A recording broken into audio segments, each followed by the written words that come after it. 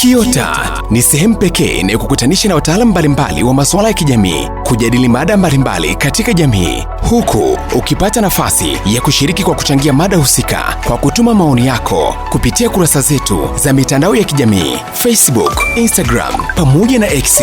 Tunapatikana kama Kiota TZ.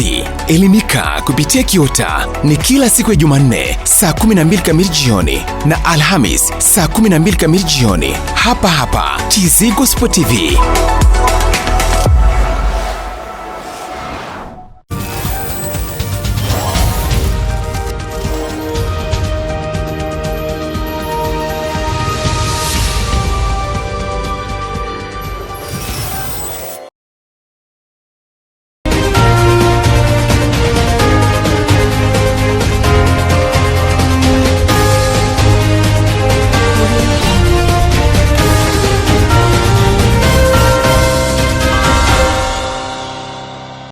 Mtazamaji wa TZ Gospel TV popote pale ulipo, nikukaribisha katika kipindi hiki cha Kiota, kipindi ambacho kinakujia kila siku ya Jumanne na Alhamisi saa 12 hadi saa 1 ni muda ambao kipindi hiki kinaruka. Lakini pia kipindi hiki ni kufahamisha kwamba kina maeneo kadha wa kadha. Sehemu ya kwanza, ya pili na ya tatu. Sehemu ya kwanza ni mezani. Hii sehemu, sikiliza mtazamaji, ni sehemu ambayo tunajadili mada katika jamii. Lakini pia sehemu ya pili ni sehemu ambayo inafahamika kama gumzo, na hapa moja kwa moja inakugusa wewe unaitufuatilia kipindi hiki ambacho utatoa mada, utatoa ufafanuzi, lakini pia utachangia kwa namna moja ama nyingine kile ambacho tunakizungumzia. Sehemu ya mwisho katika kipindi hiki cha Kiota inahusu moja kwa moja nukuu ya leo, na hapa tutakwenda kufahamisha ni kipi ambacho tunakwenda kukizungumzia.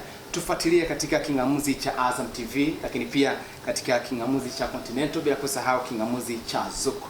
Mimi ni Jenibet Albert Kashaija, niko naye hapa Obadia Mwambopo. Huyu ni balozi wa Tunduma.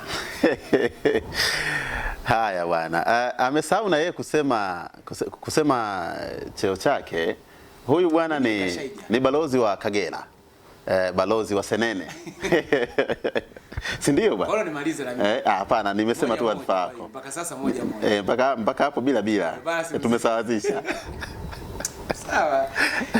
Nitakuwa naye hapa balozi wa Tunduma. Zaidi sana pia nikufahamishe kile ambacho tunakwenda kukizungumzia mezani leo katika kipindi hiki cha Kiota. Mezani leo tunayo mada ambayo inazungumzia swala zima la mtoto akiharibika ni nani wa kulaumiwa. Mtoto akiharibika nani wa kulaumiwa ni kitu au mada ambayo tunakwenda kuizungumzia. Kama ambavyo nilizungumza awali, unayo nafasi kubwa sana ya kuweza kushiriki katika ile sehemu ambayo nimekutajia, sehemu ambayo inafahamika kama gumzo mtaani. Karibu sana, uambatane nasi hadi mwisho katika hii saa 1. Mtoto akiharibika ni nani wa kulaumiwa? Haya bwana, hebu niache kwanza. Hujabarikiwa. Tuliweke kwenye mabano. Una mpango? Tuliweke kwenye mabano. No comment. Yes, no comment. Sitaki kunichoma bwana. Mimi na mtoto. Sawa. Mimi na watoto wawili. Wewe na watoto wawili. Okay, hongera sana. Hongera sana. Haya bwana, mada ya leo ni nzuri sana. Ni nzuri mno, na nadhani ni miongoni mwa mada ambazo jamii yetu inazihitaji sana. Yes, jamii yetu inazihitaji sana. Mtoto akiharibika nani alaumiwe? Okay, Kashaija, kuna makundi kadhaa ambayo yani mtoto akiharibika hizi lawama hatuzielekezi sehemu moja. Kuna makundi 4 ambayo yanapaswa kulaumiwa tukimwona mtoto ameharibika. Ndio. Si unanielewa? Tuna makundi 4 ambayo yanapaswa kulaumiwa mtoto akiharibika. Kundi la kwanza kabisa ambalo ndio kundi kubwa ambalo hili yani lina asilimia 60 mpaka 70 ya nafasi ya malezi kwa mtoto. Yes. Na hili kundi ni wazazi au familia. Okay. Yes. Na niseme familia kwa sababu humo ndani tuta include watu wote ambao wako nataka niseme kwenye familia husika. Okay, nasema familia kwa sababu gani? Kwa sababu huku ndiko ambako mtoto amezaliwa na hawa ndio watu wa kwanza kumuona mtoto tangu ana miaka 0 mpaka anakuwa. Ina maana hawa ndio wamepata nafasi ya kwanza ya kumlea mtoto. Ndio. Si unanielewa? Hayani hawa kwa lugha nyingine hawa ndio waamuzi wa kwanza wa kuamua mtoto awaje. Si unanielewa? Yaani hawa ndio waamuzi wa kwanza kabisa ambao wao wanaamua mtoto awaje. Akue katika maadili gani? Maadili gani? Akue alelewa katika misingi gani? Ipi? Si unanielewa? Niseme tu hivi, nimeshawahi kumsikia afisa ustawi mmoja Samuel alikuwa anazungumza, akasema yeye alinipa kitu kipi ambacho nilikuwa sikifahamu. Akaniambia malezi ya mtoto hayaanzi tu pale anapozaliwa. Malezi ya mtoto yanaanza tangu huyu mtoto akiwa tumboni mwa mama. Okay. Si unanielewa? Malezi yanaanzia hapo. Tangu huyu mtoto akiwa tumboni mwa mama. Unaona, umekaa unanisikiliza kwa makini sana kijana. Ni malezi hapo. Kuna kitu hapo. Sawa kabisa. Na iko hivi, mtoto kuna hali ambayo anakuwa anaihisi ya uhalisia unaotokea akiwa tumboni. Kwa ile hali ambayo mama anaipitia, mtoto kuna namna anaihisi na kuiadapt. Okay. Si unanielewa? Kwa kama mama anapitia kuna namna labda huyu mume au labda ndugu au jamaa na marafiki kuna namna yani kuna vitu ambavyo wanafanya vya kumuumiza, basi vinamwathiri na mtoto pia. Kwa hiyo akimstress na mtoto kuna namna anaathirika. Kwa hiyo malezi akifurahia na mtoto anafurahi. Si ndio? Si unanielewa? Na hichi kitu kinatutaka tufanye kitu kimoja kwenye familia. Tangu mama anapokuwa mjamzito, tuhakikishe huyu mama muda wote yupo kwenye mazingira salama na yeye yupo kwenye hali salama, ili mtoto anapokuja kuzaliwa awe salama, asiwe ameathiriwa na kitu kingine chochote. Si ndio Okay, tuje mtoto anapokuwa amezaliwa. Nimesema kwamba wazazi ndio watu wa kwanza ambao wanaanza kuamua. Baada ya kumzaa mtoto, wao ndio wanaamua awaje. Wanaamua awaje kwa kupitia nini? Kupitia namna ambavyo wao wataanza kumsemesha, wataanza kumlea, na namna ambavyo wao wanareact mle ndani, namna ambavyo wao wanafanya, ndio kureact, ndio yes, namna ambavyo wao wanareact mle ndani. Wazazi wengi sana wamewekeza nguvu kwenye namna ya kuzungumza mtoto, kumwasa na kumkanya, kuliko kuangalia pia matendo ambayo wao wanayafanya ndani ya nyumba. Okay, kama wazazi. Na hapa siwazungumzii tu wazazi, na wazungumzia na walezi pia. Na wazungumzia na watu ambao wapo kwenye hiyo familia husika. Ukizungumzia wazazi tu, tukumbuke kuna watoto ambao wanazaliwa lakini baadaye wanakuja kutengana na wazazi wao. Yes. Pengine mzazi labda pengine bahati mbaya akawa amefariki, au pengine mtoto kazaliwa katelekezwa, hana mzazi, ndio anachukuliwa na mlezi. Kwa hiyo ni muhimu sana ulivyozungumza, ninaona kama ni kitu cha muhimu kuhusisha pia na ile kundi la walezi. Yes, sawa kabisa. Na hatuzungumzii tu wazazi na walezi, tunazungumzia na ndugu pia. Okay. Ambao wako pale. Wote hawa kuna namna wanaiathiri tabia ya mtoto. Okay. Si unanielewa? Kwa sababu mtoto anapokuwa, wanasema kuanzia mwaka 0 mpaka miaka 5, hiki ni kipindi ambacho mtoto anajifunza zaidi kupitia kuona na kusikia. Sasa kupitia kuona na kusikia vitu gani? Vile anavyovisikia pale nyumbani na vile anavyoviona pale nyumbani. Ndio maana miongoni mwa misingi mikubwa ya kumlea mtoto ni kuhakikisha anasikia vitu vizuri, anaona vitu vizuri. Si unanielewa?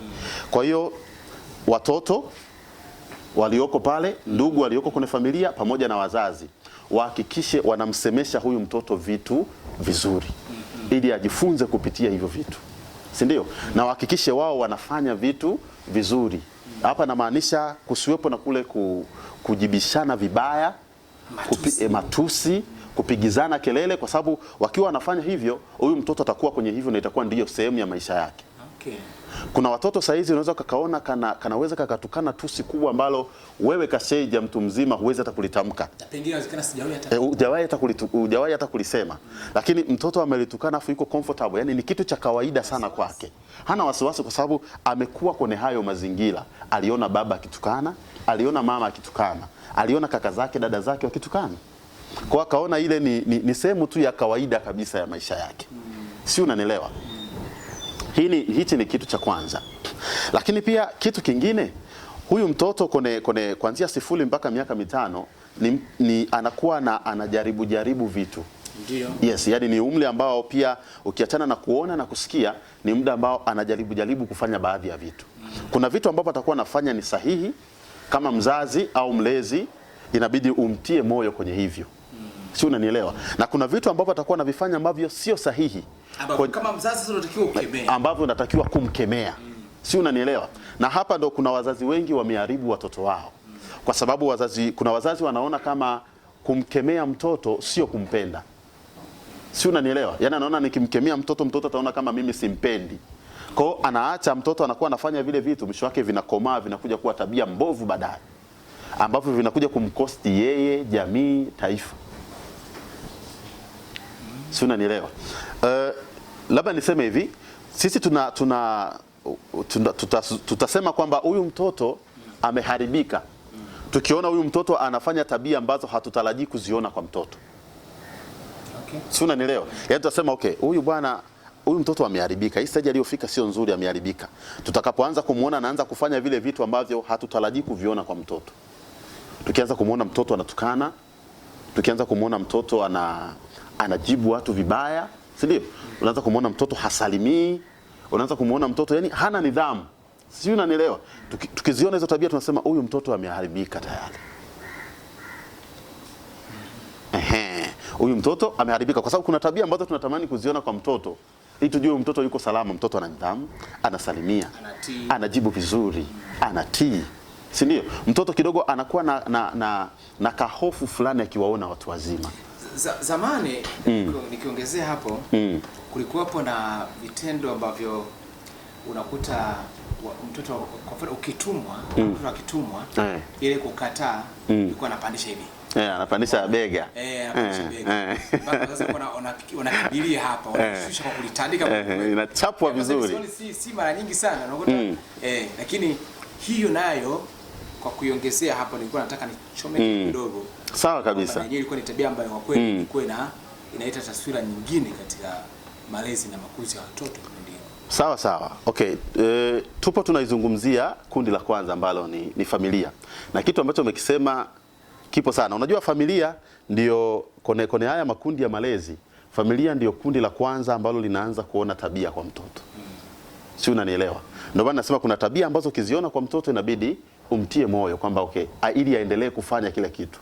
Na kuna tabia ukiziona kwa mtoto inabidi umkataze na kumkemea ili aziache. Sasa nilikuwa nazungumzia wazazi ambao wao wanaona kama kuwakemea watoto ni kuonesha kwamba yani ni kuto kumpenda mtoto. Lakini haujui kwamba usipomkemea hii tabia inakuwa ndani yake. Akishaenda kwenye miaka, maybe tabia imeanza na miaka 3-4, akishafika kwenye umri wa miaka 15-16, kuirekebisha tabia ile itakuwa ngumu sana. Kwa sababu itakuwa tayari imeshakomaa ndani yake. Si unanielewa? Kwa hiyo wazazi, walezi pamoja na watu ambao wako kwenye familia, wao wanatakiwa kuwa mstari wa mbele kuhakikisha wanahakikisha huyu mtoto anakuwa kwenye mazingira mazuri, wanamsemesha vizuri na wao wanareact vizuri, yani wanafanya vitu vizuri mbele ya huyu mtoto. Badia, unataka kumaanisha kwamba the way mtoto anavyoonekana, the way mtoto anavyofanya yale matendo nje na familia, ndivyo hata kwenye familia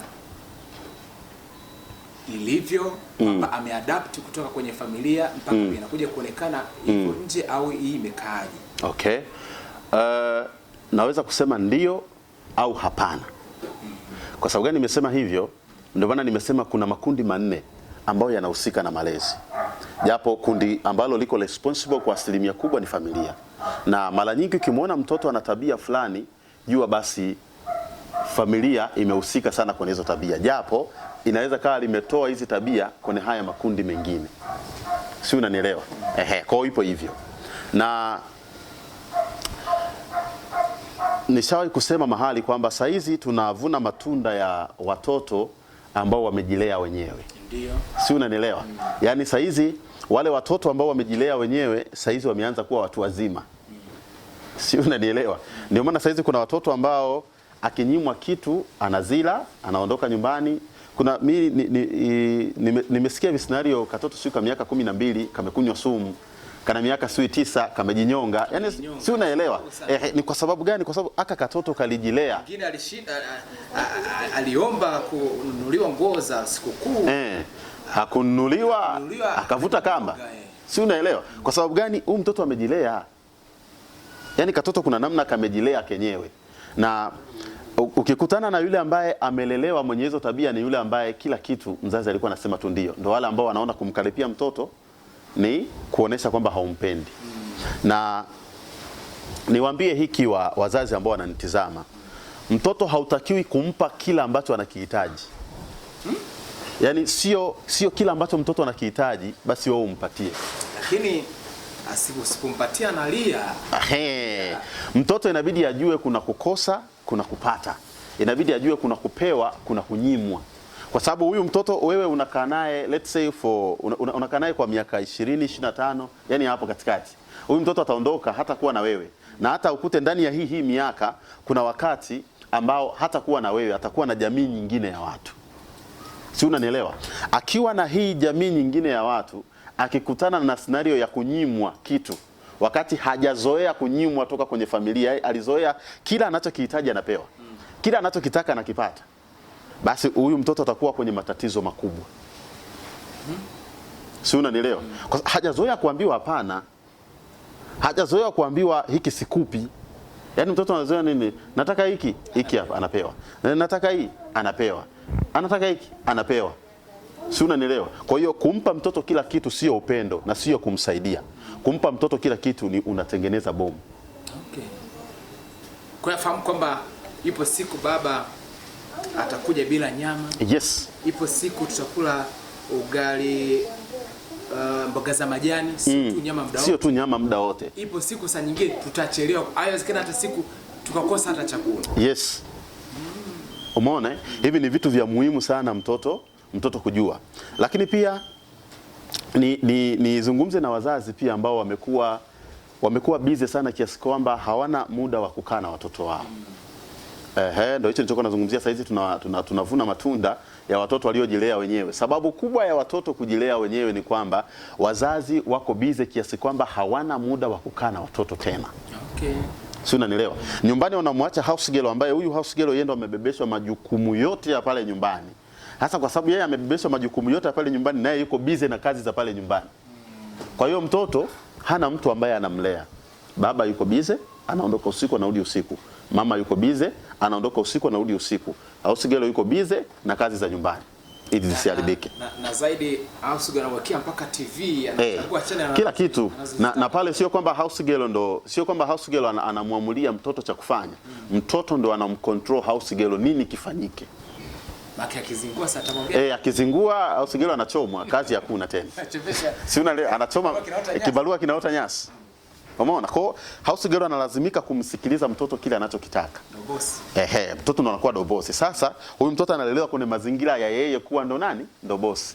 Usitarajie huyu mtoto akitoka hapo nyumbani akakutana na familia nyingine, mtu mzima fulani akamzungumzisha huyu mtoto, utarajie huyu mtoto atamsikiliza yule mtu mzima. Hawezi kumsikiliza kwa sababu kuna mtu mzima alikuwepo pale nyumbani, alafu yeye mtoto ndo alikuwa bosi wa yule mtu mzima. Si unaelewa kitu ambacho tunakitengeneza. Ndio maana nasema familia yenyewe ina 60% mpaka 70% ya malezi kwa mtoto. Sasa wazazi ambao wako busy hawana muda wa kukaa na watoto wao. Hawa wanatengeneza shida moja. Ni kwamba mtoto wa kiume kwa sababu hakai na baba mara nyingi, anakuwa haelewi nini maana ya kuwa baba. Anakuwa haelewi baba anatakiwa kureact vipi. Mwisho wa siku huyu mtoto akija kuwa baba yanakuwa ni matatizo matupu. Haelewi uchungu babake anaopitia kwenye utafuta. Yaani haelewi chochote. Huyu mtoto akija kuwa baba inakuwa ni tatizo. Yaani anakuwa ni baba ambaye hajielewi. kwa sababu hakuona baba anavyotakiwa kuwa, hakuona baba anavyokabili mambo. Kwa hiyo Badia, unamaanisha kwamba ikiwezekana hata mara moja sio mbaya, watoto wakishafika level fulani ya makuzi, hata wazazi kama ni wa kiume anaweza akamchomoa akampeleka katika sehemu ambapo anafanyia kazi, wala amuoneshe the way mazingira ambayo yalivyo ya utafutaji na nini mara moja kiso. Kwa nataka kutuambia kwamba pengine kuna haja ya kutengeneza mazingira hayo kwa watoto. Sawa sawa, of course hicho ni kitu ambacho kina muhimu, japo ni sehemu ndogo ya hiki ninachokisema. Ninachokisema ni kwamba baba ajitahidi kuwa karibu na huyu mtoto wa kiume, amuoneshe nini maana ya kuwa mwanaume. Si unaelewa? Yaani mtoto aangalie kwa baba nini maana ya kuwa mwanaume, nini maana ya kuwa baba, ili siku akija kuwa baba asiwe baba ambaye haelewi kuwa baba ni nini. Si unanielewa? Kama baba haishi tu suti, baba haishi tu kuvaa suruali. Baba ana majukumu ambayo anamfanya yeye aitwe baba. Si unanielewa? Sasa kama mtoto hatatengenezwa kwenye hayo, tunatengeneza baba wa hovyo baadaye. Baba ambaye sio kuona baba sio hata nisemeje. Okay, tuliache, halijakaa vizuri sana. Naweza nikamuumiza mtu. Lakini kuna wababa ambao hawajui majukumu yao kabisa. Ndio. Sasa baba alitengenezwaje? Kuna namna hawakumuona namna ambavyo baba anatakiwa kuwa. Si ndio? Vivyo hivyo kwa mtoto wa kike pia. Mtoto wa kike mama anatakiwa kuwa karibu naye, amuoneshe nini maana ya kuwa mwanamke. Nini maana ya kuwa mama? Nini maana ya kuwa mke? Si unaelewa? Yaani mtoto ajifunze hivyo vitu kutoka kwa mama. Sasa mama akiwa busy, mtoto hajifunzi hivi vitu, huyu mtoto akienda kuolewa ndoa itakuwa na migogoro mingi, kwa sababu hata ivaa nafasi ya kuwa mke, hata ivaa nafasi ya kuwa mama kwenye ndoa. Si unanielewa? Sana. Ya, hili ni changamoto ambayo ipo sana. Kwa wazazi ambao wako wanatazama saa hii, ni waombe tu kitu kimoja. Pamoja na ubize walionao, wahakikishe wanakuwa na muda wa kukaa na watoto wao. Yaani pamoja na ubize wote walionao, wahakikishe kuna muda wanapata nafasi wanakaa wanazungumza na watoto wao. Mama anazungumza na watoto wake wa kike, baba anazungumza na watoto wake wa kiume. Si unaelewa? Wapate nafasi ya kukaa na watoto wao kwa ukaribu. Sahihi. Na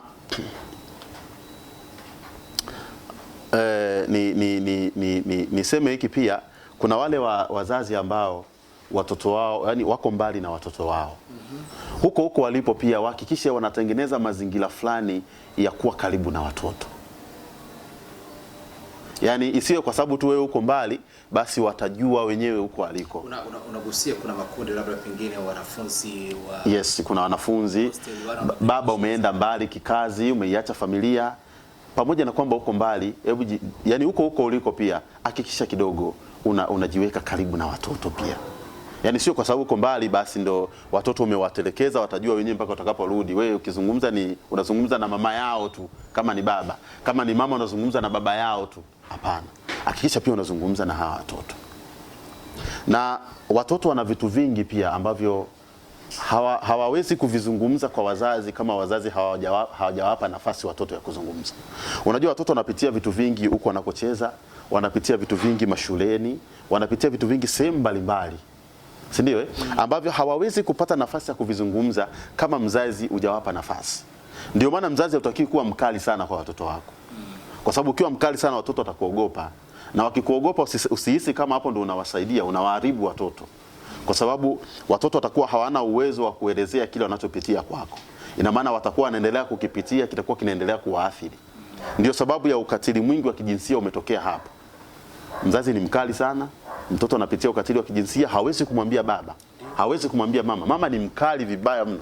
Baba ni mkali vibaya mno kiasi kwamba hawezi akakaa naye akamwambia anachopitia. Si unanielewa? Wazazi tujitahidi kuwa na urafiki na watoto.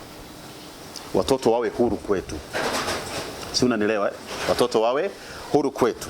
Hili ni kundi la kwanza. Kabla ya hapo labda pengine na tuzungumzie na hawa. Siku hizi na hili limekuja kuonekana hususan kwa watoto wa kike. Akishapata mtoto ili aweze kuendelea kuwa na uhuru wake wa kufanya shughuli zake za hapa na pale, anakimbilia kwa bibi mtoto, kwa mama yake. Amejifungua salama mtoto akakuwa miaka mingapi? Na bibi wanakubali, niletee mjukuu wangu, niletee mjukuu wangu. Bibi hajawahi kukataa. Kataa mjukuu wangu. akipata bibi muda wote nitakutumia, anatuma ile matumizi. Hili pia linaleta madhara gani katika upande wa makuzi? Okay.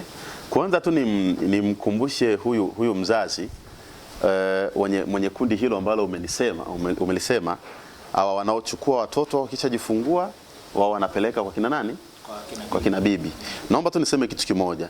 Kama haupo tayari kulea, usizae. Kama haupo tayari kulea, usizae. Kama hauko tayari kulea, usizae. Yaani kama haujajipanga kulea mtoto, basi usizae, kwa sababu unamweka mtoto kwenye mazingira magumu. Mtoto anahitaji malezi yako, sio ya bibi. Bibi alishakulea wewe, alimaliza. Saizi na wewe umlee mwanao. Kwani yeye mamako wewe alikupeleka wapi? Si alikulea yeye? Wewe kwani unataka kumpeleka mtoto wako kwa mama yako? Ya kweli. Ujue bibi kuna namna fulani wanawalea watoto, yani wanawalea kama mayai. Kiasi kwamba kuna tabia ambazo kama mtoto ana tabia fulani mbaya, ni ngumu sana kuondoka hizo tabia akiwa kwa bibi. Yani kuna tabia ambazo bibi hawezi kuzitoa ndani ya mjukuu wake. Si unanielewa? Kitu ambacho bibi anaweza kukionyesha kikubwa kwa mtoto na atamfundisha mtoto ni upendo. Lakini kuna tabia, yani ni mabibi wachache sana ambao wana uwezo kumkazia mjukuu akamshepu, akamtoa tabia mbaya ambazo anazo. Kwa hiyo wewe mzazi, hakikisha mtoto wako unakomaa naye mwenyewe, mlee. Alafu kitu kingine, Kashaija, unampelekaje mtoto kwa bibi wakati wewe ndo una namna, yani wewe ndo unajua mtoto wako unataka awaje? Anayejua mtoto wako inabidi awaje ni wewe au mamako? Mimi mzazi. Sasa kwa nini unampeleka kwa mamako ili akatengeneze kuwa kitu gani? Wewe ndo unabidi umlee, kwa sababu wewe ndo unajua unataka mtoto awaje, si ndio? Kwa hiyo unamlea kwenye namna ambayo bwana anatakiwa endelee kumtafutia mtoto apate nafasi ya mtoto. Kwa wakati unapanga kupata mtoto ulikuwa unajua utaacha kutafuta? Sasa kuna kipindi cha malezi na kipindi cha kutafuta. Sawa. Kupata mtoto lazima kipindi cha kutafuta kile. Bwana wewe, hizo ni excuse ambazo kimsingi ukiziangalia hazina maana yoyote. Tunatakiwa tu kufahamu kwamba watoto wanawahitaji sana wazazi. Yaani wanahitaji muda wa wazazi mno kuliko kitu kingine chochote. Wazazi wengi wanapambana na hii hasa ni kwa wanaume. Wanaume wengi wanapambana kutoa matunzo kwenye familia na sio malezi. Okay. Si unanielewa? Kuna matunzo na kuna tofauti kati ya matunzo na malezi.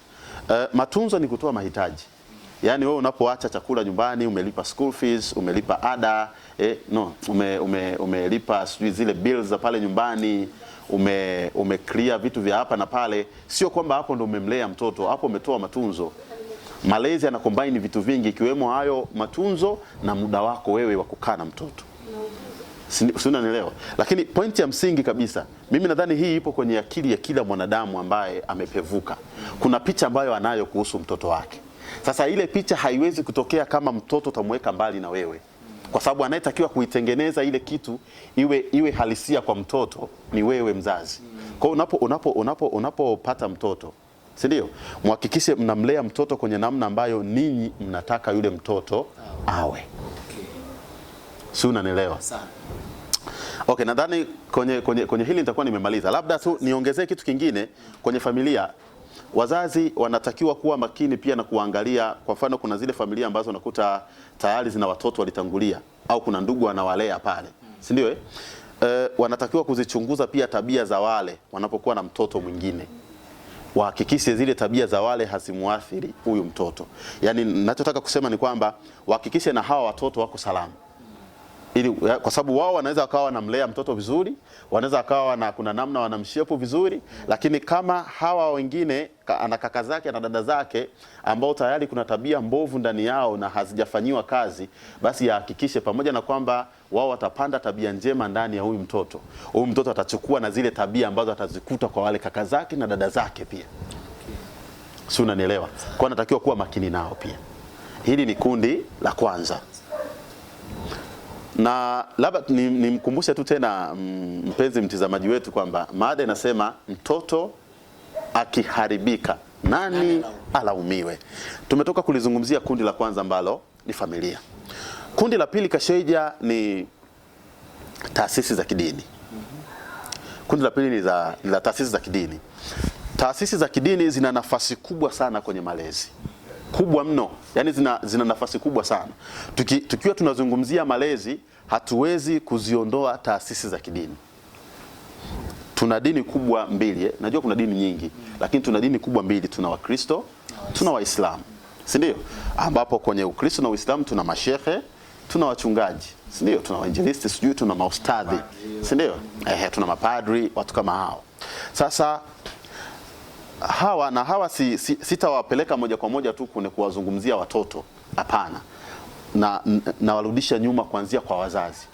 Hawa viongozi wa dini wana kazi ya kuwafundisha wazazi kuhusu malezi, ili hawa wazazi wakawe walezi bora wa watoto wao kwenye familia zao. Si unanielewa? Yaani huyu mzazi akifundishwa kuhusu malezi vizuri kule ambako anaabudu, kule ambako anafanya swala, si ndio? Na kimsingi haya ndio maeneo ambayo tunakuwa wasikivu kuliko maeneo mengine yoyote. Utulivu unakuwa mwingi sana.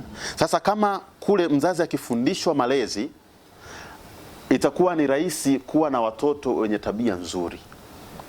Kama hawa viongozi wa dini wakijisahau, si unanielewa, wakasahau ishu ya malezi, ina maana tutatengeneza wazazi ambao hawajui namna nzuri ya kulea watoto wao. Matokeo yake tutazalisha watoto ambao ndo hawa ambao tunasema wameharibika. Si unanielewa? Na kitu kingine cha pili ni kwenye wenzetu wa Islam kuna kitu kinaitwa madrasa. Kule watoto wanafundishwa kuhusu dini na vitu vingine vya kimaisha kawaida. Na kwa Wakristo kuna kitu kinaitwa Sunday school. Kule wanafundishwa pia kuhusu dini na vitu vingine vya kimaisha. Sasa hawa walimu wa madrasa na Sunday school pia wana kazi kubwa ya kututengenezea hawa watoto wawe na tabia nzuri, kuanzia kiroho na kimwili. Yes. Wana nafasi kubwa sana ya kututengenezea hawa watoto. Kwa hiyo pia tukiona hawa watoto wameharibika, ina maana tutawalaumu hawa walimu pia, na wao wamehusika. Kwa sababu hawa watoto wanakaa nao kwenye madarasa, kama kuna tabia wameziona kwao, kwa nini hawajakaa nao na kuzizungumza? Si ndio? Na kwa nini hawajawafundisha namna nzuri ya kuishi? Tukimwona mtoto ana majibu mabaya Kasheja, tutajiuliza huyu mtoto anapoendaga msikitini, ustazi amfundishi namna ya kujibu wakubwa. Si unanielewa? Tukiona mtoto anapishana tu na watu wazima, ezifu anapishana na watoto wenzie, sisi tutajiuliza huyu mtoto kule Sunday school hafundishwi namna ya kuheshimu watu wazima. Si unanielewa? Kwa namna moja ama nyingine, na wao wanahusika kwa nafasi kubwa sana. Yawezekana kuna wengine ambao wanatutazama saa hizi, tuwaambie tu kwamba wao ni miongoni mwa mihimili ya malezi ambayo tunaitegemea. Na niwakumbushe tu wapenzi watazamaji, tukiharibu kwenye malezi, tumeharibu familia, tumeharibu jamii, tumeharibu taifa. Yaani tukiharibu tu kwenye malezi hapo, tukapoyonga hapo, basi tujue tu kwamba tumeharibu kila kitu. Kwamba msingi mkubwa ni malezi. Msingi mkubwa ni malezi. Huku ndiko ambako wanatengenezwa viongozi, wanatengenezwa watu wenye specialisti mbalimbali, wanatengenezwa viongozi wa dini, yani huko ndiko anakopikwa kila mmoja ambaye unamuona saizi. Wewe Kasheja nakuona hapa saizi, si ndio? Unazungumza vizuri, saizi ni mwandishi wa habari, si ndio? Ni kwa sababu kuna namna, kuna malezi uliyapata yakakusaidia kufika hapo ulipo. Ulipikwa, ukapikika. Umejipakulia minyama. Umejipakulia minyama. Sasa kama ungekutana na malezi mabaya, yamkini saizi tungekuwa tunamuongelea Kasheja mwingine kabisa. Sahihi. Si unanielewa? Lakini kwa sababu ulipata msingi mzuri, saizi tunakula matunda ya ule msingi mzuri kwako. Na ni matamu, matunda mazuri kweli. Haya bwana, kundi la tatu hapa sasa ninarudi kwenye jamii. Na jamii ilikuwa kundi la pili, lakini jamii imekuja kuwa kundi la tatu kwa sababu saizi bwana, familia nyingi zimewakumbatia watoto kiasi kwamba hawataki jamii iziingilie kwenye malezi ya watoto. Zamani wewe utakuwa shahidi. Zamani ilikuwa ukikosea popote, mtu yoyote ana uwezo wa kukuadhibu ili mradi umekosea. Na ukipelekwa nyumbani, sio kwamba mzee atakutetea, atakuongeza viboko kwenye hayo makosa uliyoyafanya. Si unanielewa? Sasa hiyo inaipa nguvu jamii ya kuona okay, huyu mtoto akiharibika hawatalaumiwa wazazi tu. Hata sisi watu ambao tunazungukwa na hii familia, si ndio? Tutalaumiwa pia. Kwa sababu wakati huyu mtoto anaharibika, sisi tulikuwa wapi? Si unaelewa? Sasa zamani kulikuwa kuna hiyo kitu. Ndio maana hili grupu hili kundi la jamii ilikuwa linakaa hapo namba 2. Lakini sasa hizi limesogea kidogo kwa sababu ya watoto wengi, imekuwa ni ngumu jamii kuingilia malezi ya familia. Na kwa kuongezea hapo pia, kwa sasa ukitaka kumgusa mtoto, unaulizwa swali moja, wewe ulinipeleka leba. Sasa unaona maswali kama haya. Wakati napitishwa kile kisu ulikuwepo. Unaujua uchungu wewe. Sasa hapo tunapata kuna wazazi wanakuaga na maneno magumu, na usiombe likakukuta wewe ndo hauna mtoto. Utasikia wewe ni kwa sababu haujui uchungu wa kuzaa. Zaa wako ndo umpige, ndo umfanye hivyo unavyotaka kufanya. Kwa kuongezea mfano mwingine, nakumbuka mimi niwahi kupokea kichapo kizito kutoka kwa jirani yetu. Na bahati nzuri pale tulikuwa tunakaa kama ulivyozungumzia vizuri sana. Kama yani majirani kama familia moja. Vitu vingine tulikuwa tunashare. Kuna mambo mengine hata kwa upande unakuta tunatengeneza kama ni chakula saa nyingine kama siku za sikukuu hizi, kana majirani kula chakula kimoja, kinywaji share. Kwa hiyo tunachukulia kama ni ndugu. Ni familia. Ukikosea unaadhibiwa. Niliwahi kupokea kichapo kimoja kwa jirani, nilikosea. Umeona? Lile kosa halikuhitaji tu kuonywa tu peke yake. Aliniadhibu vizuri sana na aliniwekea mpaka kovu. Nikifunua hapo naliona. Acha bwana. Yes. Alinipiga. Sasa wakati ananipiga amenishika mkono ananipeleka nyumbani. Na mzazi wangu nilikuwa namjua vizuri. Na njiani namuomba samani, usinipeleke nyumbani. Wewe maliza hapa kwa tumaliza. Yaishe. Kwa sababu unajua mkienda nyumbani shughuli inaanza upya. Na nilikuta si mzee alikuwa kwenye mood ya ofisi, ilikuwa mzee. Siku mbaya unaambiwa hata kijani. Kwa hiyo umeyakanyaga mara 2 gani? Kanyaga mara 2. Mzee anatoka ndani na kijifimbo chake kile. Oya, rafiki yangu, nifika pale, mzee kabla yote hakutaka kujua kesi imeanzaje. Akanipokea kwa mikongojo kama 3 4. Nikazipokea nikasema hapa na moyo nasema nilijua yanatokea haya. Ndo akauliza tena, vipi ile kwaje?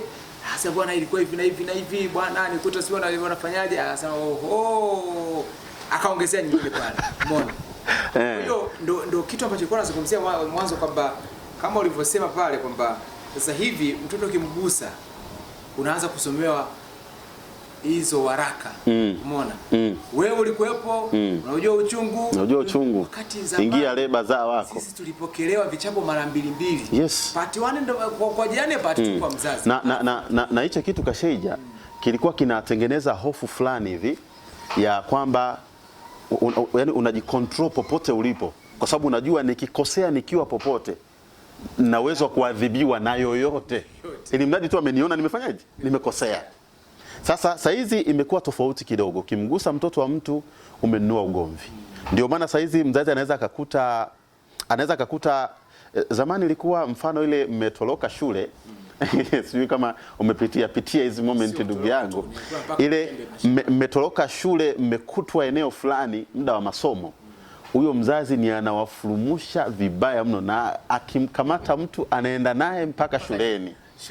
Mimi nilikuwa nina tabia ya kuorganize wenzangu, tunatoroka tunaenda kwenye wale watu ambao walikuwa na mashamba ya miwa, nakumbuka kule kijijini, wale ambao wanakuwa wanalima miwa. Kwa tunatoroka, mimi ndo naongoza, naenda nachuma miwa ya watu. Sasa siku moja tukaotewa, tukapelekwa mpaka shuleni bwana. Wapelekwa shuleni kwanza tukala njiti. Sasa babangu alikuwa anapatana sana na mkuu wa shule. Alafu mimi shuleni nilikuwa utafikiri nakaa kota za shule. Nikivuka mpaka niko shuleni, nikivuka mpaka niko nyumbani. Kwa hiyo baada ya masomo pale ile tunatawanyika, mkuu akaniona, "Obadia, wewe na wewe ulikuwepo kwenye ile?" Akanishika mkono, "Twende nyumbani." nikamkuta babangu ndo ametoka shambani. Unajua binadamu tuna kawaida tu tukioga tumechoka, kuna kaasili ambako hakajulikanaje kametoka wapi. Bwana, nilitandikwa ile siku. Nilipigika, na mimi babangu alikuwa ni mtu ambaye kumuona anamwadhibu mtu ni mara chache sana. Na ilikuwa siku akikuadhibu, yani sio kwamba zinakuuma fimbo tu. Yani inakuuma na kwamba nimemkoseaje mzee mpaka ameniadhibu. Sio, unaelewa? Kwa aliniadhibu sana ile siku. Sasa hicho ni kitu ambacho jamii sasa hizi imekipoteza. Sasa hizi kashaje unaweza katoka hapo kwa kukutana na mtoto wa mtu ambaye sasa hizi ilibidi awe shuleni, alafu unamkuta yuko PS. Sio, unaelewa? Au yuko sehemu anacheza kamari. Unawapita kama hujawaona. Kwa sababu ukiwagusa umenunua ugomvi na mzazi wake. Sasa isibeta ukapita tu ukamwacha. Sio, unanielewa? Kwa hiyo hichi kitu kinachangia watoto kuharibika, kwa sababu jamii ni kama vile kuna yani ni hapa kwenye jamii nitazungumzia vitu viwili. Hiki cha kwanza cha jamii kukosa nafasi ya kumlea mtoto. Mtoto familia imejimilikisha. Lakini pia cha pili, hawa watoto wanachangamana na watu kwenye jamii. Kuna wazazi wana reply vibaya sana kwa watoto wa watu wengine. Na hii ni msemi hata huyu ambaye anatutazama saa hizi. Wazazi wengi wamekuwa sababu ya watoto kujifunza tabia fulani fulani baya, kwa sababu ya namna ambavyo analiact kwa hawa watoto. Si unanielewa? Juzi kati nilipata story moja, na hisi ni rafiki yangu akawa ananisimulia, akawa anasema yani ilikuwa inapigwa nyimbo fulani ya hizi, kuna hizi muziki unaitwa singeli. Katoto kakapanda juu ya meza. Na ni katoto kakishua, kakapanda juu ya meza kakaanza kucheza. Si unanielewa? Na hii tabia kaliikuta wapi? Kaliikuta mtaani kwenye jamii huko nje. Kwa sababu na style ya singeli tofauti na bwana, ile kuna maeneo yake tu unaikuta. Na kuna namna ile ya uchezaji. Sasa wakabaki wanashangaa, katoto hii tabia kameikuta wapi? Lakini kameichukua wapi? Kameichukua nje. Na kitu kingine watoto, unajua watoto wamejiondolea mipaka fulani. Yaani watoto wana hii tabia, even if nyie wazazi mnabifu, watoto waliwahusu. Si unanielewa?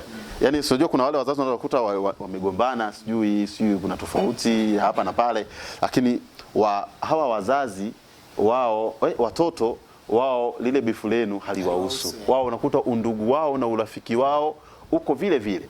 Sasa inapotokea mzazi mmoja anataka kulihamishia bifu lao kwa mtoto, kuna kitu kipya anakipanda ndani ya mtoto. Si unaelewa? Na mara nyingi unakuta hawa wazazi, yani namna ambavyo analihamisha bifu ni kwa kuanza kuyazungumza maybe labda mapungufu au madhaifu ya mzazi mwingine. Sasa hakuna mtoto ambaye anapenda kuyasikia madhaifu ya mzazi wake. Hayupo. Kwa hiyo hapo unaanza kutengeneza tayari chuki kwa huyu mtoto. Kuna kitu kipo na kipandikiza ndani yake. Baadaye kwa sababu wewe umepandikiza chuki kwa huyu mtoto direct, unaweza kaanza kutengeneza huyu mtoto kuanza kuwachukia na ninyi familia nzima, sasa wewe na watoto. Kwa hiyo tayari mnaanza kutengeneza barrier kati yenu. Si unanielewa? Nitatoa mfano mmoja. Hiki ni kitu ambacho kilinitokeaga mimi muda mrefu sana. Na hisi nikiwa darasa la 5 la 6. Nilikuwa na rafiki yangu ambaye tulikuwa tunapendana sana na ule jamaa. Mshikaji, yani rafiki yangu kinoma. Chako chake. Yani changu chake, chake changu. Umeona? Na mara nyingi alikuwa anapendaga kuja nyumbani. Sisi nyumbani baba alikuwa anapenda kulea, yani anapenda watoto sana na mamangu. Kwa hiyo nyumbani tulikuwa tunakuaga watu wengi sana. Sasa ile kitu unakuta nyumba haipoi, yani unajua mko wengi. Kwa hiyo mnakuwa mna vitu vingi vya kufanya pale ndani. Kwa hiyo alikuwa anapendaga kuja pale, tunashinda wote asubuhi, sometimes mpaka jioni. Na mamake alikuwa ameshazoea, by the way. Mamake alikuwa na urafiki sana na mamangu. Sana. Sasa siku moja tumecheza nyumbani pale, tukaondoka kwenda kwao. Tulipofika kwao akaweka pale movie, tukawa tunacheza game kwenye yale magame fulani kama simu hivi, mnapanga maboxi sijui yale. Babake alikuwa anaendesha magari makubwa. Akaingia pale ndani. Alipoingia tukamsalimia, akaingia ndani. Kama dakika 2 hivi akamwita jamaa, akaingia ndani. Sio akaongea naye nini? Kaona jamaa anatoka kwa unyonga, akaniambia, Obadia, baba amesema uondoke. Yani nikawaza, mbona ghafla hivi? Basi nikamwambia, basi poa bwana, si utakuja baadaye? Nitakuja. Nikamwambia poa. Mimi Nikawa naondoka. Sasa nikiwa njiani nikawa nawaza, kwani mimi nimekosea wapi? Nikajiangalia, au kute ni mimi labda ni mchafu, ameona nitachafua ndani. Lakini mbona niko tu vizuri? Ni kitu ambacho kilikuingia kaanza kikaanza kuniathiri. Ni nini nimekosea? Umeona? Silioni kosa yani. Basi mimi nikaondoka. Sasa kile kitu nilikiwaza sana, kikanipelekea nikimuona yule mzee nikawa ninamuogopa. Mama yake nilikuwa nampenda na nikimuona namkimbilia kwa sababu pia alikuwa ananipenda sana. Lakini yule mzee yani nilikuwa ninamuogopa vibaya mno, na ile kitu ilipelekea mimi nikawa sikanyagi tena pale kwao. Si unanielewa? Yani nikawa siendi kabisa pale. Kwa hiyo ile kitu, fikiria yule rafiki yangu alijifunza nini kutoka kwa babake. Kile kitu na yeye akija kukiapply kwenye maisha tayari tumetengeneza tatizo. Si unanielewa? Hapa hii ni kwa upande wa jamii. Nije nizungumzie kitu cha kundi la mwisho, ni kundi la taasisi za elimu. Taasisi za elimu na zenyewe zina nafasi kubwa mno kwenye malezi. Kubwa sana. Kubwa sana, yani kubwa sana. Na hapa nitazizungumzia hasa, unajua hizi kidogo ambazo zinahusisha watu wazima, kidogo zenyewe zinapokea hawa watu wakiwa watu wazima. Although zinahusika kwenye malezi, lakini sio kwa kiwango kikubwa hivyo. Lakini kuna hizi taasisi za kielimu ambazo zinaanza na mtoto akiwa mdogo, hizi za nasari, za kindagate, sijui shule ya msingi na olevo sekondari pale. Hawa pia wana mchango mkubwa sana kwenye malezi ya mtoto. Ambao pia tunaona sasa hivi maendeleo ya jamii wameamua kuchukua upande huo na kuanza kutengeneza mazingira kufuatilia sasa. Sawa. Sawa kabisa. Hawa wana nafasi kubwa sana pia kwenye malezi, na tukiona mtoto ameharibika, tuna sababu ya kuwalaumu pia kwa sababu wanahusika. Watoto nitolee mfano ya watoto walioanza maybe tuchukue wale ambao wamefika kidogo darasa la 4 la 5, ambao wengi wakienda shuleni asubuhi kurudi nyumbani ni jioni. Si ndio? Kwa hiyo walimu wanapata nafasi kubwa ya kukaa na mtoto sasa. Yaani hapo walimu wanaanza kupata nafasi kubwa ya kukaa na mtoto kuliko wazazi. Si unanielewa? Kwa sababu walimu ndo wanaanza kupata nafasi kubwa ya kukaa na watoto kuliko wazazi. Hii inampa nafasi mwalimu ya kumshepu huyu mtoto na kumtengeneza kuwa sawa na vile ambavyo mtoto anatakiwa kuwa. Sasa kuna wazazi ambao wao wanasema mimi nalipwa na serikali. Usome usisome hainihusu, upige kelele usipige kelele hainihusu. Mwisho wa siku mshahara wangu mwisho wa mwezi unafanyaje? Unaingia. Lakini sawa, mshahara wa mwisho wa mwezi kwako utaingia, lakini huyu mtoto wewe umemwacha kwenye mazingira gani? Wewe umemtengeneza kwenye mazingira gani? Kwa sababu usifikiri kwamba huyu mtoto akiharibika, huu uharibifu utaishia kwetu. Si unanielewa? Utakuja kukuathiri na wewe pia. Yaani ule uharibifu hautaishia kwetu tu. Huyu mtoto akiwa kibaka kuna siku atakukaba na wewe. Si unaelewa? Huyu mtoto kwa namna moja ama nyingine akiathirika, kuna siku atakuja kukudhuru na wewe pia. Kwa hiyo hao wana nafasi kubwa sana. Lakini pia kuna wale walimu ambao ni wakali kupitiliza. Si unanielewa? Hiki kitu nilikizungumza kwenye ile kundi la kwanza pia. La wazazi. Kwamba mzazi ukiwa mkali sana, mtoto atakuogopa hata kuwa huru kuzungumza chochote kwako. Vivyo hivyo kwa walimu pia. Wale walimu wakali sana, wanafunzi hawajawahi kuwa karibu nao. Na kwa sababu wanafunzi hawajawahi kuwa karibu nao, kwa namna moja ama nyingine wanakosa kujua vile vitu ambavyo wanafunzi wanapitia, na kiasi kwamba inawanyima wao kutoa msaada pale ambapo msaada wao unahitajika wa kuwashape wa wanafunzi. Si unanielewa? Sasa huyu ndo mtu ambaye tumemkabidhi mtoto anakaa naye kwa masaa 8 mpaka 9. Ambaye yeye ilibidi atusaidie kututengenezea huyu mtoto. Pale ambapo anaona tabia zisizofaa, basi yeye amrekebishe, amnyooshe kidogo. Si ndio?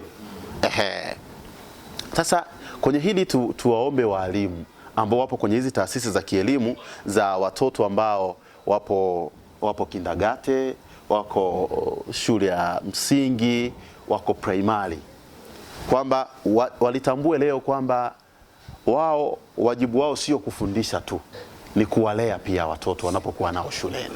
Nadhani hapa tutumie lugha ambayo nahisi mimi naona kwamba kwangu kama inafaa hivi kama kuwaomba, si ndio? Tutumie lugha kama kuwaomba, kwa sababu kazi ya kulea itakiwa ifanyike kwenye kundi la sawa na kuelewa vizuri hapa. Lakini ngoja kwanza Kasheja, ngoja kwanza nikwambie kitu kimoja. Kazi ya malezi mwalimu inamhusu pia, na nadhani miongoni mwa vitu ambavyo samaki ambaye tumempeleka huko amekwisha tayari amekwisha kauka. Bado hajakauka. Uwezo kuniambia mtoto wa darasa la kwanza la pili, mtoto wa form 1 amekauka? Kwani kuna tabia ngapi ambazo zilienda kubadilika ulipofika sekondari? Zipo nyingi. Sasa nani alifanya kazi ya kukubadilisha? Lakini ngoja jibu kwanza swali. Nani alifanya kazi ya kukubadilisha? Ndio hicho ambacho nimekisema. Ngoja nikwambie kitu kimoja. Mtoto akishaanza kwenda shuleni, tabia nyingi ambazo zinaanza kutokea hapo ni zile tabia ambazo zinaathiriwa na shule. Kwa sababu huyu mtoto anaondoka nyumbani asubuhi, anaweza asionane na baba wala na mama. Anakuja kwako ambapo wewe ndo unaona, yani wewe mwalimu ndo unakutana naye na unakaa naye muda mrefu. Yawezekana akirudi nyumbani akirudi nyumbani anapumzika, wanakula, kulala. Kwa hana muda tena mrefu wa kukaa na familia, ana muda mrefu wa kukaa na wewe mwalimu. Kwa wewe mwalimu una nafasi kubwa kwa wakati huo ya kumshepu na kumtengeneza huyu mtu. Okay. Si unanielewa? Ndicho ambacho nilikuwa nakisema. Kwa hiyo walimu kwenye hili tuwaombe, na nyie mna msaada mkubwa sana wa kututengenezea hawa watoto ili waje kuwa watu bora kwenye jamii, waje kuwa watu bora kwa taifa, kwa familia na kwa jamii kwa ujumla. Naam, asante sana Mr. Obadia Mwambopo. Naam. Ndio maana napenda sana kukuita balozi wa Tunduma. Balozi wa Tunduma.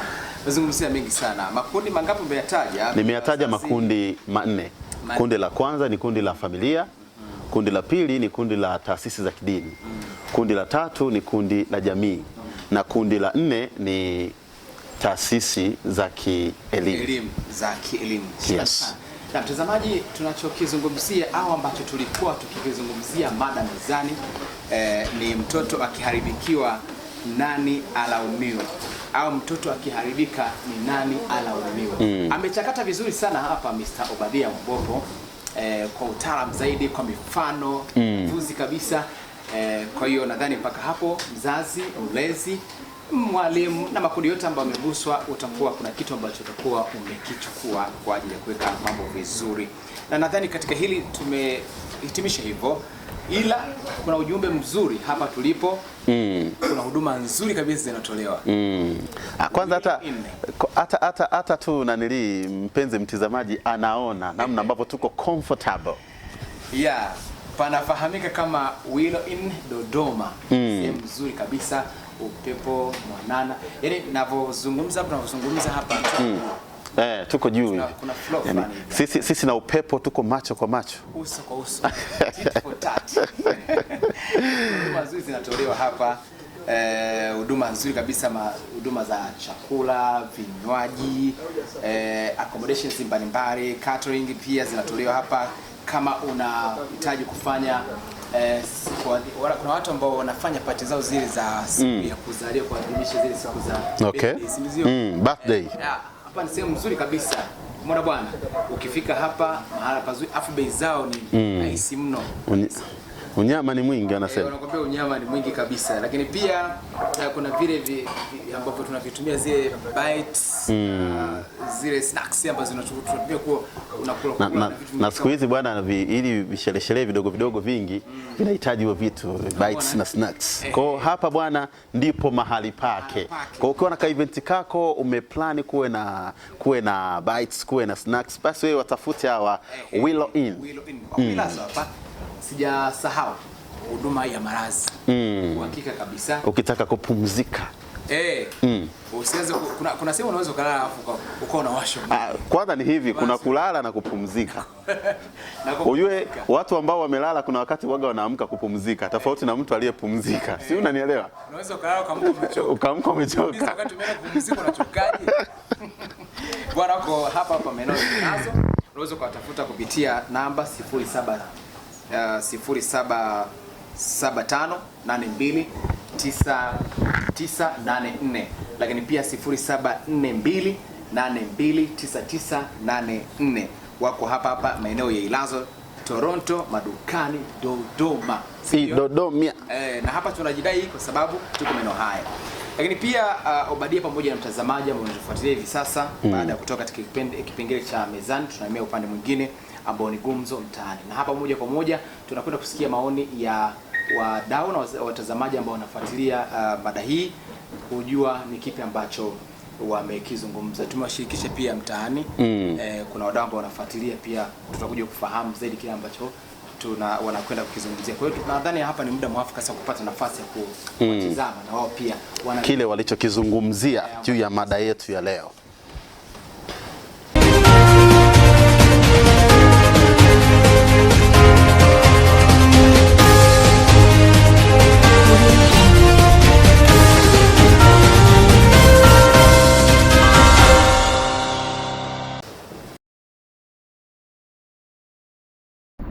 Kwa majina naitwa Peter Mugisha Nestori, ni mkazi wa Dodoma. Kwa habari ya mada hii ya kwamba mtoto akiharibika nani alaumiwe, mimi naweza nisitoe jibu la moja kwa moja, kwa sababu malezi ya mtoto yanategemea vitu vingi. Moja ni wazazi au walezi wanaolea huyo mtoto. Pili ni mazingira au jamii inayomzunguka huyo mtoto. Tatu ni marafiki alionao. 4 shule na walimu wale wanaomfundisha. Alafu kitu kingine ni yeye mwenyewe binafsi. Sasa pale mtoto anapokuwa amefikia hatua ya kubalehe, anaweza kufanya maamuzi ambayo anaweza kumpelekea kuwa na tabia ya aina fulani. Lakini kwetu sisi watu wa imani ambao kwa mfano mimi ni Mkristo, ukisoma Biblia inazungumza vizuri kwenye kitabu cha Mithali sura 22 mstari wa 6, ikisema mlee mtoto katika njia impasayo, naye hata isahau hata atakapokuwa mzee. Hapa wazazi wanapewa jukumu kubwa la kuweka msingi kwa mtoto, msingi ambao utakuwa kama kamba ya kumvuta, hasa pale atakapokuwa akiingia katika mazingira hatarishi ambayo anajaribu kubadilisha tabia yake. Biblia inasema kwamba mtoto huyu, kutokana na malezi aliyopata kwa wazazi, itakuwa ni kama kamba ya kumvuta asiingie katika vitu ambavyo vitamsababisha kuwa na tabia mbaya. Kwa hiyo mimi ninaweza nikasema kwamba jukumu kubwa hasa la malezi ya mtoto tumekabidhiwa sisi wazazi, kwa kuhakikisha kwamba tunajenga msingi utakaomwezesha huyu mtoto hata atakapokutana na mazingira hatarishi, kuhakikisha bado tabia yake inabaki kuwa njema. Asante. Bana, mimi naitwa Dula. Bana, changamoto ya watoto kuharibika, tuseme kwamba tuanze kutupia lawama kwa wazazi wala watu wanaoishi nao, tutakuwa tunakosea sana. Mtoto akiharibika wa kumlaumu ni yeye mwenyewe, kwa sababu watoto siku hizi tumeshaona kwamba wanafanya vitu, sio kwamba hawakatazwi na watu wanaoishi nao wala wazazi wao, wanakatazwa, lakini wanajifanya vichwa vigumu. Ndio hivyo wanaingia kwenye makundi, vishawishi na nini, mwisho wa siku wanakuwa wanaharibikiwa. Kwa hiyo hakuna cha kulaumu, sio wazazi wala sio kina nani wanaoishi nao, wala sio kwamba hawazingatii, wanawazingatia na wanawazuia na wanawapa misingi mizuri, lakini wao ndio wanajifanya vichwa vigumu. Kwa hiyo lawama cha kulaumu ni wao wenyewe watoto, na kikubwa kinachofuata ni kuadhibu ili kuwanyoosha kwenye mstari ulionyooka. Siku hizi tukianza kuwatetea sana, mwisho wa siku ndio tunaona matokeo yake yanakuwa wanaharibika. Kwa yangu ni hayo. Kwa majina naitwa Anodi Antoni Bukuku. Nipo nachangia mada kutoka Manyara Babati, kwenye mada inayosema mtoto akiharibika ni nani waraumiwe. Mimi nasema waraumiwe, uweze kumlaumu baba pamoja au mkamlaumu mama. Wazazi wote nitakiwa kulaumiwa kutokana na kushindwa kuweza kumlea mtoto katika maadili yanayotakiwa. Ndio maana inafika stage watoto wanaharibika kutokana na vile vitu vidogo vidogo ambavyo wazazi wanashindwa kuwakontrol watoto wao, na muda mwingine kuwapa uhuru uliopitiliza ndio nasababisha pia haya mambo kuweza kutokea. Kwa majina naitwa Selio Nyaso na ni mkazi wa Dodoma. Hakika kwa swali ambalo nimeulizwa hapo ni kwamba je, mtoto akiharibika ni nani alaumiwe? Anayefaa kulaumiwa ni mzazi, kwa sababu moja, mzazi ndio anayekaa naye mtoto, ndio aliyemzaa, kwa sababu anasema kwamba mtoto au samaki mkunje angali mbichi, ni kwamba mzazi ndio atamkunja, sio kwamba akienda shuleni kwamba ndo ataenda kubadilika. Unaweza ukatoka nyumbani ukatoka na tabia zako, na ukienda shuleni kule utakutana na tabia nyingine tena ambao watu ambao umekutana nao. Mwalimu, chukulia kwa mfano mwalimu ana wanafunzi karibia 1000, anawezaje anawezaje kuanza kukanya kila tabia ya mtu mmoja mmoja? Hivyo mzazi ndo ana jukumu kubwa la kumkanya mtoto wake. Kwa hiyo mtoto akiharibika, sio serikali wala nani, ila ni mzazi mwenyewe ndo amemwalika.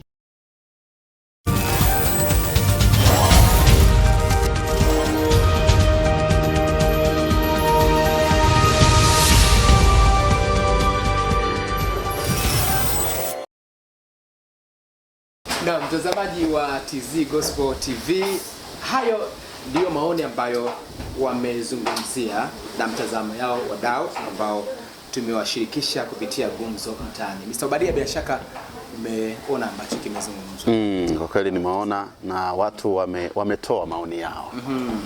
Na labda tu Kasheija tuwaambie na wengine ambao wanatamani kutoa maoni yao, namba zetu ni hizo ambazo zinapita hapo chini. Watakuwa wanafuatilia kwenye peji zetu zile ambazo tutakuwa tunatuma huko maada mapema, alafu watakuwa wanajirekodi video isizidi dakika moja. Isizidi dakika moja, alafu then itakuwa inawekwa hapo kwenye gumzo la leo. Tunapatikana kwa Kiota TZ, lakini pia Obadia Mwambopo, bwana Kasheija. Unaweza kutembelea kwenye hizo akaunti zote, utakuta kule maada tumeiweka, utaweka pale maoni yako. Nukuu ya leo. Nukuu ya leo Kasheija ni kwamba mzazi ambaye unalea mtoto wa kiume au mlezi, mzazi au mlezi ambaye unalea mtoto wa kiume, jua kwamba unamlea mume wa mtu, alafu jue kwamba unamlea baba wa watu. Na mzazi au mlezi ambaye unalea mtoto wa kike, jua unamlea mke wa mtu na unamlea mama wa watu.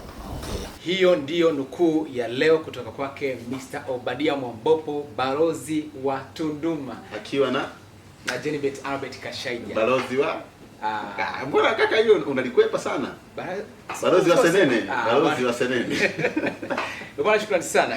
Sasa nashukuru pia. Obadia, mimi nikushukuru sana. Shukrani. Lakini pia tuwashukuru sana watazamaji ambao wametufuatilia kupitia kipindi hiki cha Kiota, kipindi ambacho kinakuja kila siku ya Jumanne na Alhamisi saa 12 hadi saa 1 ni muda ambao kipindi hiki kinaruka ndani ya TZ Gospel TV.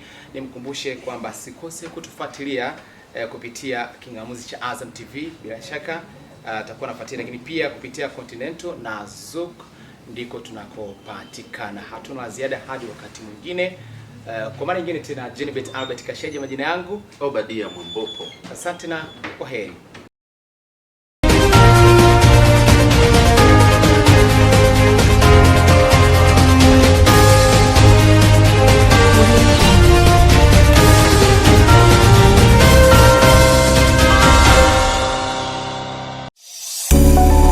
Kiota ni sehemu pekee inayokukutanisha na wataalamu mbalimbali wa masuala ya kijamii, kujadili mada mbalimbali katika jamii, huku ukipata nafasi ya kushiriki kwa kuchangia mada husika kwa kutuma maoni yako kupitia kurasa zetu za mitandao ya kijamii, Facebook, Instagram pamoja na X.